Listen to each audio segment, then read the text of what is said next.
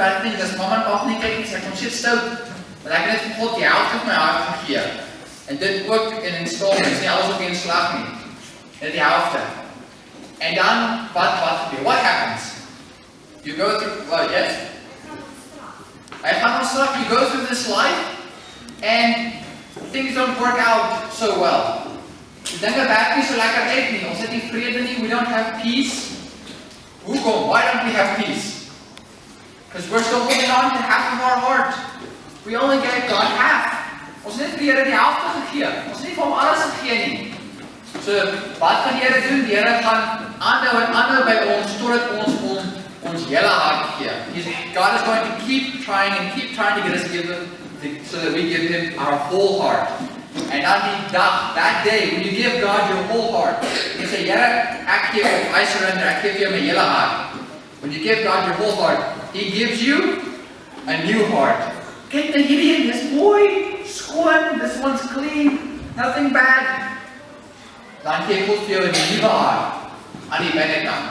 Ek praat nie van jou fisiese hart, I'm not talking about your heart that beats. I'm talking about your soul, op aan die binnekant. God maak jou 'n nuwe mens. God makes you a new person. Nou wil jy nie meer die slegte dinge doen. Dan sê jy, o God, ek moes vir U my hele hart lang teruggegee. I should have given you my whole heart a long time ago. Nee. Dus sou God vir jou hierdie mooi skoon hart gegee. Maar dit stop nie net daar. God het vir die Here jou hele hart gegee. Jy moet vir die Here jou hele lewe gee. You must give God your whole life, every part of your life. What's this? Listen, watch. You must give God your time. Jy moet vir die Here jou tyd gee.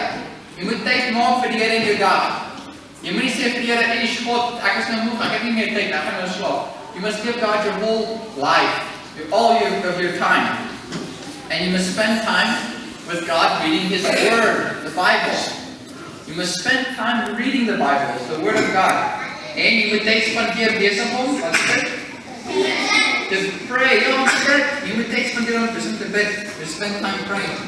You must also give God your possessions, your items. Jy moet vir die Here al jou besittings gee, jou selfoon, alles, jou klere, alles.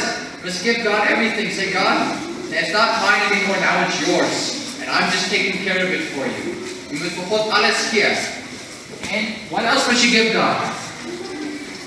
Yeah, your money. I'm not saying you should give the church all your money. I'm saying you should say, God, I surrender my money to you. Ek gee vir U my geld.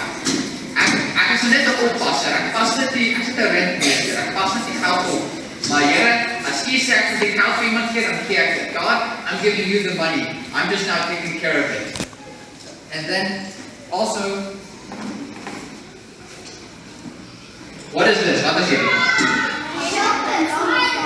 If your car doesn't start, no battery, then you must put this on. It happened to me this morning. And we have to put this on the car battery. Jy moet hierdie op die kar sit, dan kry die kar krag van 'n ander kar af. And in the same way, if you don't take time every day to spend time with God in His Word, as jy nie die Bybel lees elke dag nie, gaan jy ook nie krag hê nie. You won't have power in your life, spiritually, if you're not plugged into God. You won't have power in your life, spiritually, if you're not plugged into God. Jy gaan nie krag hê in jou geestelike lewe as jy nie tyd saam met die Here spandeer in sy woord en dis om te bid nie. En so, ek weet nie, dis net 'n bid hem, maar verbeel julle dit is 'n vlag. Jy moet vir die Here sê, Here, ek gee op, I surrender.